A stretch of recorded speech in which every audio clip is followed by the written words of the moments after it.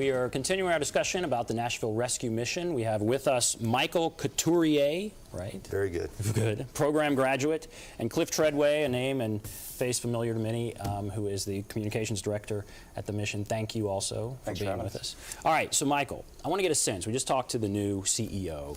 Just get a sense from you, how you came into the program and what it's meant for you. But let's start, how did you come first to the program? Interesting story. I've been having addiction issues on and off throughout my life. Figured I could take care of things on my own. I figured wrong.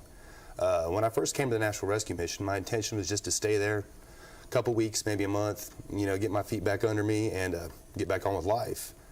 Talking to the director of the Gateway program, which is the initial phase of the main program at the time, he convinced me that the program itself was probably something good for me. After going through it, I couldn't agree more. It's a 7-month program that teaches you how to live dependence-free, based upon the Bible and the love of Jesus. And I've been a Christian all my life. I grew up knowing Jesus, knowing God. But it was just something that through the course of time, paying bills, being caught up with everything else that you have to do in the world, that you lose sight of. It was a godsend, I can honestly say, to be able to take time out of my life and for the mission to be able to, take me, set me down, and give me the room, the ability to learn and to grow was something that I knew inherently, but I just forgotten over time. And so it was a situation where you became addicted to something. Did you wind up, I guess, on the streets? Close. Okay. Close. My addiction itself was alcohol, and it had gotten to the point where my family and friends had just had enough. There was nowhere else I could turn to. It was, get myself back together, or else, out on the street. And did you think you were going there just for like a night or a short time, and then it turned into this long thing? Oh, exactly. It was. I planned on being there just a couple weeks, long enough to start working again, save up some money, go get an apartment, do what you're supposed to do. Then I realized that things were never going to get better in my life if I didn't make a fundamental change in the way I was thinking. And that's where the program came in. And that's really the issue. I mean, there's so many people who are addicted who have problems like that, and it's, I guess what we were talking about before, it's good that it's not just kind of a patch-up thing. I mean, there's a real solution here. Exactly. Because prior to coming to the mission, I'd actually been to an AA program out in Burns, Tennessee. Wonderful program, nothing against AA. It just wasn't enough. A 30-day treatment program just wasn't enough for me. I needed that immersion, that getting away from everything, that focusing on the important parts of life, relearning what it means to be a man, what it means to be a Christian man, what it means to try to be a father, to try to be a son, to try to be a brother. That's the things that you kind of lose sight of when you're focused on everything else of the world, paying your car, insurance, cable bill, whatnot.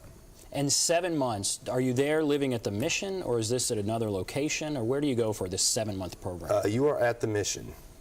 Basically, when you first come into the program, you're in what they call the gateway phase. It's like the introduction to the program. You are there 24/7. You work at the mission, doing the basic chores that you need to, keep the place running. You get class instruction. After you get it through the gateway program, then you move upstairs to what they call the program proper. And that's where, you're doing classwork every day. You're going to devotion and to chapel every day. You have, courses that cover different aspects of Christian life, from boundaries to sexual idolatry to just dealing with addiction to just, the Bible basics. It covers a wide range of just topics that are important to know. And you're there at the mission 24/7. As you move along in the program, you do get certain liberties. You'll get passes to go see your family. You have people visit you on the weekends. They vary in length of time depending upon how long you've been in the program. We also do all kinds of fun things. People donate, hockey tickets. We'll go to a hockey game. Go Preds. We gotta love them. But yeah, there's all kinds of great things that happen there at the mission. That's great. And where are you now? I have graduated in January. I am currently still at the mission in what they call the job search phase. Just going out, hitting the pavement, going online, trying to find employers that are, willing to take a chance on me. That's great. Well, I'm glad you shared your story, and we'll talk some more. And Cliff, I want to bring you in. Just Well, number one, I mean, you're an amazing story, and I think we've heard it before, that you also came through the program and now have this very important job there with the mission.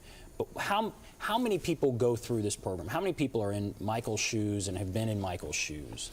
The Bible talks about the poor will always be with us. However, it didn't tell us how many people that was going to be. And those numbers keep growing. I mean, they just, at any given time, we could have 125 men, in our active current side of the program. And then in our transitional, that'll be his next phase is going into our transitional housing. We could have upwards of 150, 175 men in that area. And by the way, we're talking men right now, but everything is replicated at our women and children's facility too. The numbers are a little bit lower, but nonetheless, they're growing also. And I mean, so many people think, I think that what you're talking about with the mission is a place where a homeless person will go for one night. They'll go and get in out of the cold, and they'll go and get a hot meal. I mean, this is an indication that it's more than that. Well, I tell you, for over 50 years, that hot meal and that safe, warm place to lay your head at night is a goodwill offering that we offer to be able to get a person to come into our facility so we can get to know them. I often say all we really do at the rescue mission is to remove the distractions of life and to provide a platform for the person needing help in God to get together and connect and fix things. It's our job to remove the distractions so that can take place. That extends itself to those who decide that they're going to be donors of the mission or volunteers. We provide that, or a conduit for serving and for fixing, to take place on a daily basis. That's what we do.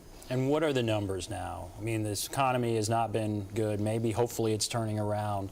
What are the numbers you're seeing over the past couple of years? They're growing. The numbers, 700,000 meals in the last 12 months we've provided. That's, up about 10% over what we did last year. But inside those numbers is where we're seeing changes. Often people will ask me, what's it like to be around homeless people? My standard answer is we're all homeless till we get to heaven. But outside of that, it's not that stereotypical person under the bridge. It's people that look like you and look like me, mothers with children. Nothing comfortable about homelessness, but in America, a mom and a child on the streets is not acceptable. And to see that, and to see how the faces of that the homeless community is changing, that saying we're a paycheck away for all, a paycheck away from being homeless has come true for a lot of people. So, but as they arrive at the rescue mission and they realize this is what their worst case scenario, we're all scared, especially as men, that we're going to lose our jobs and not be able to support our families and lose our house. And when you get to the rescue mission, realize this is what your worst case scenario looks like. It's not as bad as what you thought it was going to be. And when you realize that at no charge to you whatsoever, we're here to serve you, to provide a meal, to provide daycare for your child, to provide programs to help you with overcome addictions, to provide job training, to provide GED, all of the things that we do at no charge at all, for that person. Your worst case scenario turns out to be not so bad. And where is the most help coming from? Is it coming from just individuals, or is it coming from churches? I mean, how important is the church component to what you do? Well, some people are surprised when they hear this answer. They figure I'm going to say, we need those donations. The number one thing we need is prayer, and that is the Nashville. Wow. I mean, what a city. If you're going to be homeless, terrible place to be, but if you're going to be homeless, Nashville is a great place to be, because you've got people. I've often talked about this, all the dynamic of this person who doesn't know this person, and through their prayers and their support, this person's life is changed from the support of somebody they don't even know and never will know. That dynamic just blows me away, and in Nashville it just repeats itself over and over and over again. And what if there were somebody who didn't know much about the mission? They just hear, okay, it's there's the Nashville Rescue Mission, maybe they drive by it. What would you want that person to know about what's going on there? Well, it's that what you hear about, and when you have 30 seconds on a TV commercial or PSA, is you talk about those meals. For $2.26, you can provide a meal for a man, woman, or child. But that $2.26 is probably the best investment this side of heaven, because for that $2.26, you take care of a tummy, but you save a soul. And for that there is a celebration going on in heaven. As that person, it might not change direction right away. They might have some stumbles and some problems along the way. They might not get it the first time. Maybe they have to come through our program the second time.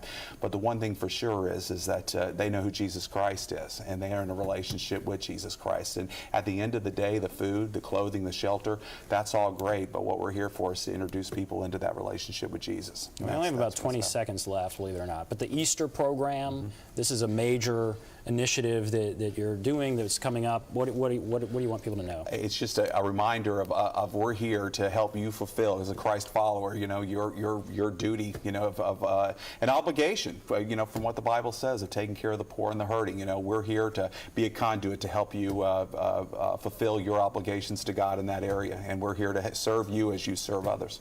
Well, I want to thank both of you for being with us. Michael, thank you for sharing your story. Thanks for having me. Cliff, as always, thank you very much. And also Glenn Cranfield, the new CEO, he was here. Thank you.